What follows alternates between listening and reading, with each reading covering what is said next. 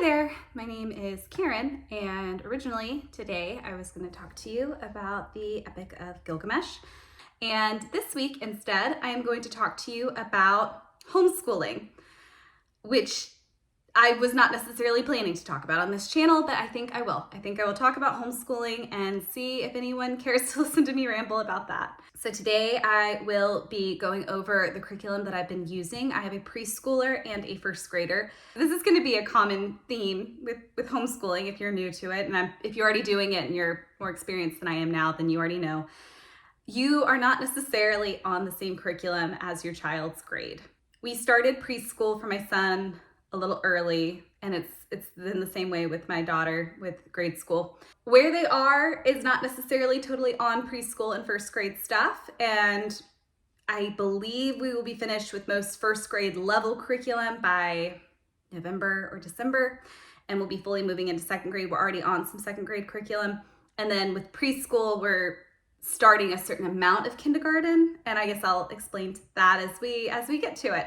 For those of you curious, this is how I homeschool, and I hope that you find it useful. To start, I do not use a box curriculum, so that would be I don't get everything from just one place like Abeka or Sunlight or Good and the Beautiful. I have done my best to kind of research along the way and see what I think will work best for us or for my interests that I would like to be teaching. So surprise, surprise, I'm more interested in social studies probably than I need to be, but that's okay. Like, I enjoy teaching it, and I think that because I enjoy it, my kids have enjoyed learning it. Hearing a kid talk about Macedonia and Alexander the Great, even at first grade, like, that's fun. And there's no harm in going into things that you find interesting as a parent and as a teacher. Your passion as a homeschool parent will definitely translate into your kids feeling that passion. It's like anything else. If you're interested, they will probably be interested because passion is infectious. To start with, we're going to look at language arts because that is the biggest portion of your homeschool day at a guess. Your goal within this early period of preschool to first grade is you want literacy. You want your children to be able to go from recognizing an alphabet, which is the first step, and all the sounds that alphabet makes, to being able to sight read words and kind of very smoothly be able to read out loud, be able to read to themselves, and then eventually to start working on composition, which seems like so much. But now that I've done it with one, I feel a lot more confident in doing it with the other. So you should feel confident too if this is your first go around. It is very possible to teach a child to read, even if it doesn't all the time feel possible. And I really believe the secret to success is consistency and calmness. Please remember, this is my number one advice to homeschool parents that are new to it that I meet. If you are getting angry or frustrated, it's time for a break. If you are feeling frustrated as the parent, then that means take 15 minutes, do something else, pick a different piece of curriculum to start working on, tell them to go play, you go do something fun, go do a craft. I don't know, like crafting wouldn't work for me, but for some of you it might. It doesn't mean give up on the subject. It just means wait for calmer headspaces. Okay, so to start, I would love to talk to you about for preschool, and we're actually getting pretty close to being done with this one. So I will probably be buying maybe their kindergarten prep, I don't know. But this is the Good and the Beautiful preschool. It has been just fine. I think that if you are new to homeschooling, this is a pretty decent resource. It has most of what you need. The games have been pretty compelling. I did not use this with my first. I did Horizons, I think their 3 and 4 year old one, and that was kind of the same. The drawings and the art is pretty, and that has been appealing. I think this is fine. I think it's a perfectly nice preschool curriculum if that's what you're looking for. I am not planning to use them for kindergarten though, so that, however you want to take that. For preschool, my first went through a more formal preschool education, but then once I was homeschooling the second, it didn't kind of make sense to drive to a preschool and do preschool there. It kind of made sense to combine the two. So at 4.5, almost done with this, we will start some kindergarten when this is done, but I don't think we're gonna full on start kindergarten until January. And this is why grades get all messed up when you're doing homeschooling. Because if you're just teaching to mastery, it's kind of whenever the kid masters the stuff and then you move on. And sometimes that aligns with the school year and their school grade, and sometimes it doesn't. And then for kindergarten, and this is what I've been using for first grade too, and I used kindergarten of this for the first. This is called Build Your Own Library by Emily Cook, and I have really enjoyed this program. It is a Charlotte Mason-based education program that's really based on literature. You read a lot, and it has books for science, social studies, and literature. There's no math component. And the science is a little bit, I don't necessarily use just this for my science. And I also don't use just this for my social studies in kindergarten. But for first grade, I did, and it worked great.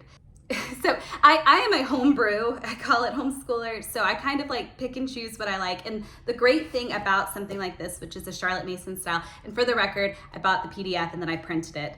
I haven't been sharing it around or anything, I just printed it so that it would be more easy for me to use. It's really good. It is a non-religious program, very purposefully so. And I am a religious person, but that doesn't mean that I totally wanted a religious homeschool program. I feel like I can comfortably throw in my own religious aspects, but for the education part, that wasn't necessarily what I was looking for. What I was looking for was something that really emphasized a lot of literature and reading. That's why I've really enjoyed Build Your Own Library so far. And then I'll get into the specific books that we've been using in that. Completely different though, because this has nothing to do with Build Your Own Library. I would love to talk to you about phonics and the absolute best phonics program that I've seen. And it is this, Logic of English. This is Foundations A, and this is what I'm using right now with my 4-year-old. It is fantastic. I use the online component as well. And the way I currently do it is I do a lesson one day, and then I split the online component between two. So we do half one day, we do half the next day. So that gives it 3 days per lesson. And I think that it has really led to a lot of mastery. My 4.5-year-old knows all the sounds of all the basic phonograms. So I knew to teach it this way this time because I didn't the first time around. A, A, ah, and ka, sa, and ga, ja, and things like that, where it's a letter that makes multiple sounds. The teaching of that has made teaching reading so much easier this time. And so A is great. I did not use the book part of A for my first. I just used the online portion, and actually that was great. I don't necessarily think that the book adds so much that if you're not looking for, like if you don't need a lesson plan and if you're comfortable with just doing the online portion, you'll probably do pretty well. I don't know if you necessarily need the book too in the workbook. The flashcards though, I really do recommend, and I didn't bring those up here to show you, but the flashcards are really good, and I've been using them with both now because my older one is on Foundation C, and we will be finishing this in about 2 weeks, I think, and move on to Foundations D. And it, like, we have boogied. The way that my first grader is reading is just so great. She is so smooth with it, and she's not even sounding out words anymore. I wish I could be like, it's me, I have done this. But I really attribute a lot to Logic of English. I think it is well worth the money. It is an expensive program. For the record, I think I spent $180 for the full set and the online supplement both, which is a lot. I'm not gonna lie and pretend it's not. Homeschooling can be pretty expensive, especially those big box things where you're spending, $500 to $1,000 for a full year worth of curriculum. And if you're not doing that, you can do it cheaper, but also sometimes it starts adding up, and this is one of the high ticket items. I would also say though that if you are going to have a high ticket item, this is the one that's the most worth it for me. Also in the vein of language arts is handwriting. Oh my goodness, there's handwriting. And I have really liked these for my kids for handwriting, the Handwriting Without Tears. I repeat books as needed. This is our second time through this, and I think we will move on after that. But cursive we might do twice just to get used to it. But I'm really impressed with cursive. I've barely had to do anything. I feel like because my first grader is motivated to do cursive, it's something that's being picked up pretty well. I also write in cursive more often than not. I don't really print. So both of my kids are exposed to cursive pretty regularly. Also from The Good and the Beautiful, and I kind of just bought this because I wanted free shipping on an order, is this nature reader. And it's just a basic reader. I have really liked this though. My daughter really, really likes nature and animals. So this was a really good fit for her. It's after you have graduated from Bob books, which we made our way through every single box of these. Once you've made your way through Bob books, doing something like this as a reader, or getting those like level 2 or level 3 short books in whatever area your child's interested in, if it's space, if it's animals, if it's Disney or Paw Patrol, whatever it is. But every day I try and get at least 10 to 15 minutes of reading out loud. And I think that has made a big improvement on reading a lot more smoothly as we go. This kind of reader supplement I like a lot. And then obviously I like Bob books because I have used them pretty religiously now. And we are only, I think, on book 5 for my preschooler, which is just fine. We're not trying to go crazy fast or anything. He's different than my daughter, I'll tell you that. Boys and girls are different, and the way they learn is a little different.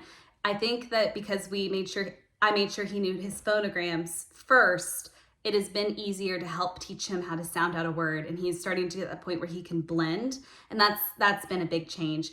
What I usually do is whatever words are in this book, I add to the sight words, and we go over our sight words pretty regularly.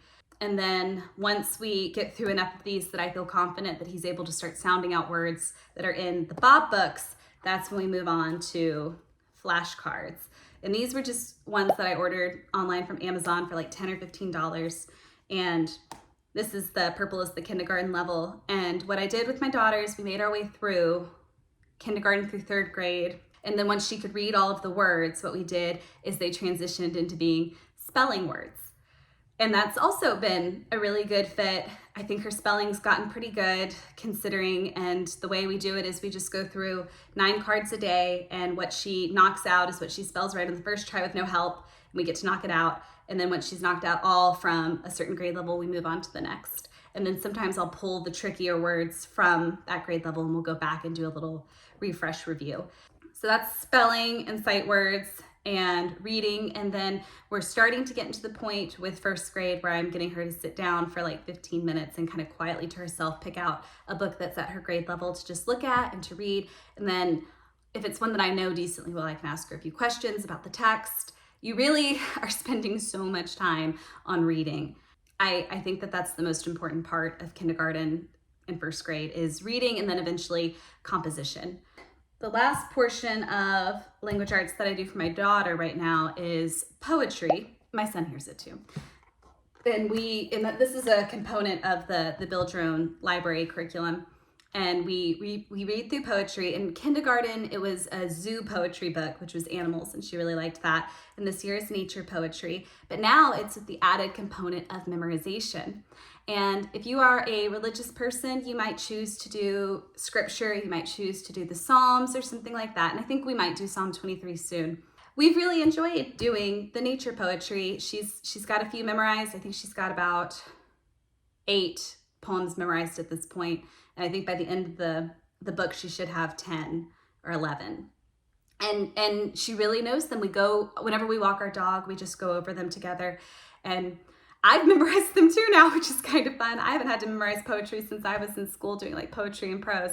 So I really enjoy the opportunity to read poems together and to memorize them. I think it's really wonderful. My dad, I so vividly have these memories of my dad just rattling off poems. So I know it was a skill that he did, and I kind of did, and not quite at this level. And I mean, I'm looking forward to her memorizing like the tiger poem. Tiger, tiger, burning bright in the forest of the night, what a mortal hand or eye can frame thy fearful symmetry. That was what my dad used to say to me all the time. And the same thing with Macavity, which is one of our favorite poems. Like that'll be one we memorize too. I think poetry is a lot of fun. I think it's good for kids to learn how to memorize. And then eventually, if they decide they wanted to get into drama or performing arts, if they have some experience with memorizing, it's great. Memorization of poetry, it's fun. Do kids actually think that? Maybe. With Build Your Own Library, there's also quite a bit of literature involved. So every day there is some sort of assigned book that we're reading on. So we just finished Aru Shah and The End of Time, which is fitting in with our Indus River Valley social studies that we're doing. But before that, we read Charlotte's Web, and before that, we read, well, I shouldn't say before that, we've read Charlotte's Web, we've read Poppy, we've read in kindergarten, Just Beyond the Very Far North. I mean, all sorts of really great children's books. So I think that if you read a chapter to your child a day that is from some sort of assigned reading that has to do maybe with your social studies or your science, and then you read a chapter from something they want to read from, which is a lot of reading. I mean, I really think we spend about 45 minutes of me reading out loud to them. The kids love being read to. It is the best thing you can do for them. I'm about to say a lot of things are the best thing you can do for them. Read out loud to your kids. All right, so if we're talking about a preschooler and math, you're about to hear about one of my biggest struggles right now as a parent, which is handwriting and numbers. A child can be super great at math and not be able to write their numbers, and that can be very frustrating for both parent and child. If I can make a recommendation to you, get a whiteboard, get some dry erase markers, have them just practice writing their numbers 1 through 9, and they will get better. It does get better. I'm telling myself this too as I say it. And then for preschool, what you're going to be working on is counting up to 100, hopefully. I think by kindergarten is the goal. And then you want to be able to do a certain amount of skip counting. So you do your 10s first, and then you might work on 5s or 2s. And the way right now we're learning our 2 skip counts is I'm writing 2, 4, 6, 8 on the whiteboard, and we're saying them together just to kind of get that pattern in there. And eventually we'll get there. It's a long road to hoe, let me tell you. And then for math, I use Horizon Math. I like it. It's been good so far. This is the kindergarten book. Kindergarten book 2 for Horizon Math, by the way, is pretty hard. Like, they had us skip counting 7s and 8s when we ran through that. But for this one, since we're just so early with preschool, I think I'm gonna run twice. And I don't recommend switching around too much in your math curriculums because they teach things usually concentrically, which means that you are learning something and then it'll pop up kind of as review as you go. And so it doesn't necessarily feel like you're learning a lot of new stuff with every worksheet, but you really are getting quite a bit of practice and you're developing new skills slowly. And if you switch curriculums, they might have already covered a certain skill or they might not have covered one yet. And you just want to kind of be sure that you're getting all of the components. Horizons, I think, goes beyond Common Core standards. And then I've had a friend who did Saxon Math and liked that pretty well. I have a friend who does Good and the Beautiful and she likes that. And then I've heard Abeka is pretty similar to Horizons. So I think that they have a pretty similar layout and how far they go past Common Core. We will be running this twice. I'm gonna buy this again. We're gonna run the workbook again because this one has almost more been about trying to get good handwriting than anything else. And you know what, if we get to the end of this book and we don't need to run it again, we won't, but I am hypothesizing that we will. And then my daughter right now is on 2nd grade Horizons Math already. We're only on, I think, lesson like 13. So we just started this and it's been fine so far. No big issues. She did complain to me though that the handwriting got a lot smaller. I would not recommend moving on to any kind of 1st grade math until your child can read the instructions for themselves, and they should be able to take the test without you helping them. They need to be able to read their own instructions and be able to take the test without you telling them what to do. If you are trying to give them at least somewhat of a similar experience as what they would get in public school, that means that they need to be able to take a test. And this is one of the ways you can kind of force them to have that independence. And then another way that we've done tests is doing little like time tests. And I did this, I remember, in elementary school. We called it ice cream math. And it's just rote memorization. I have not started this for my preschooler yet, by the way. He needs to be a lot better at writing his numbers and quickly before we start adding a timer to it. I can't imagine. The tears would be so extreme. But my daughter has really liked time test. We did addition and subtraction, and now we are starting to work a little bit on our multiplication. Really recommend getting some flashcards for multiplication and just mixing up whatever times table test you're on when you start doing that. My daughter really enjoys her multiplication tables. So right now we're on 4s, and that's kind of one that we can do on the dog walk too, where I just try and kind of randomly pick a 4 times 12, 4 times 7, and we just talk through them, and we're starting to get it kind of in her head. She's getting faster. I do not add the time test until I feel confident that she can pretty quickly say what the 4 is. And then once she gets it, I think it's 2 minutes and 30 seconds to fit the public school standard. Once she can do that, we move on to the next table.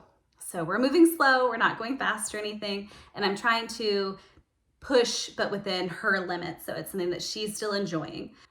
So, I mean, your kid may love doing times tables and they may really hate them. And I would really say just go for a walk and talk them through. Try to think of different ways to explain them. So especially with tens, we always say that when we're adding things, that number is trying to become a 10. And that works really well for my daughter's way of thinking. You know, we can kind of do the same thing with like our 4s. She very quickly was like, well, I know the 2 really fast, and so I can just add those. And you know, like however they need to do it so that they can become comfortable with the number and the multiplication, and then eventually they'll just know it when they see it. Like, you know, the way we do, 7 times 4 is 28. You know that, I know that. And eventually your kid will know that too. Just be patient. I feel like that should be the like tagline to all of homeschool.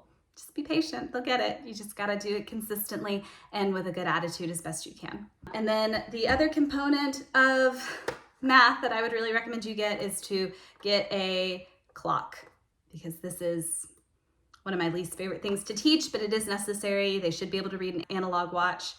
This is from the learning resource. I got it on Amazon. It's easy peasy, and the blue being the minute hand, and that's also the benefit of learning how to count by 5s.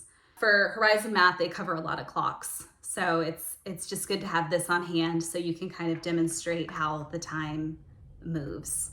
That's math. It's like you spend all of this time on language arts and then math. It's not as long. All right, so the next area I would like to cover is social studies.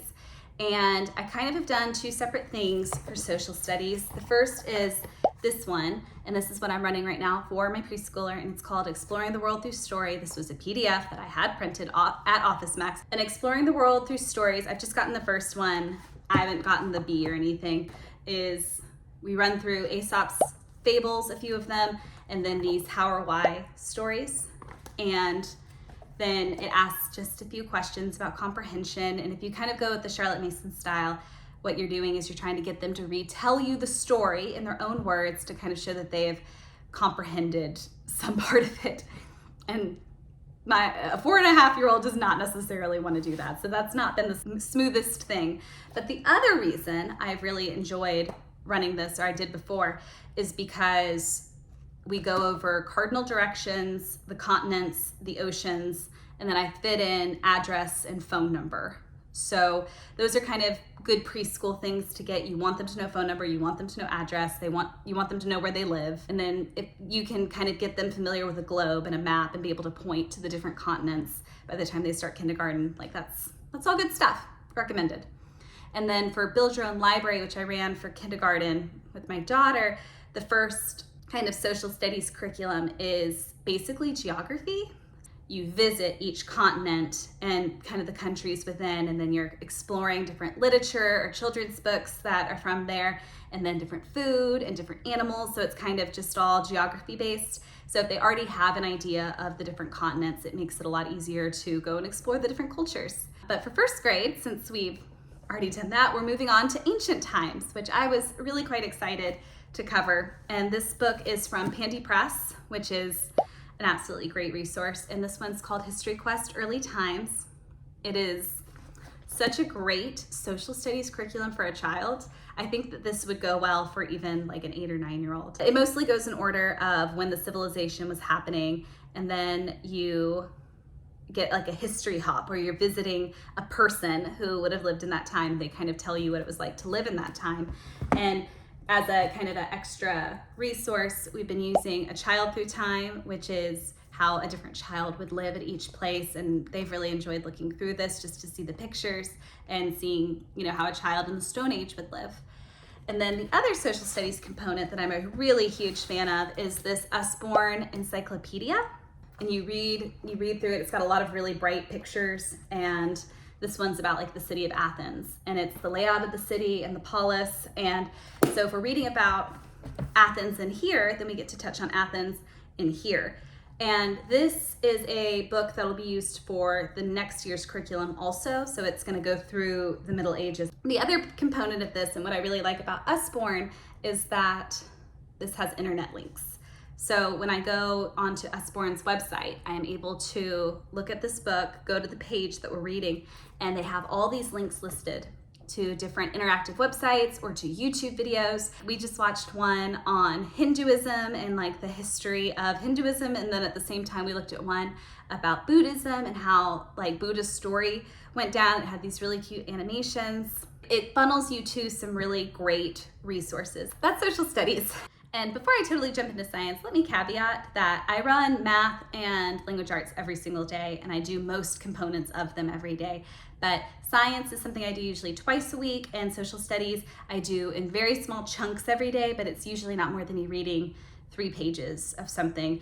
For the preschool version, I do that twice a week. Please don't feel overwhelmed as I show you all these different books. What I like about Build Your Own Library is that it has a lesson plan laid out for the week, so it doesn't feel quite so overwhelming of trying to get to every bit of information every day. So anyways, science. This is first from Build Your Own Library. We've been using this, the Nature Connection, and even if you have older kids, I would really recommend this. This is a really great resource. It's got great ideas of things to do outside depending on the month of the year. So like up here it says September, and then it's got all these different activities that are good to do in September depending on your area. And it has some drawing techniques and different activities from looking at clouds or tracking weather or looking at the sky. This is a great journal. I really think it's fantastic. And then we have also been doing this called The Natural World, and these are some really fun graphs and info things. So like here's life in a tropical rainforest. And at the top, you can see who's living in the canopy, and then you get all the way to the understory of the different animals that are living there. And for this, because this is a Build Your Own Library part of the curriculum too, usually there's a crash course or a SciShow Kids that is attached to this. And my kids love squeaks, and we have a good time watching SciShow.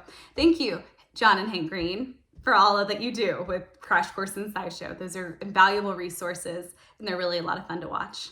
Outside of Build Your Own Library, I also do another resource that is from Pandia Press, just like the History Quest is, and it's their elementary school science program. So we did Life last year, and I bought the actual book for that. But this year, because we're doing this Astronomy one, I just bought the PDF, and I did not print the whole thing like I normally would. Because I'm letting my son scribble on things too this year.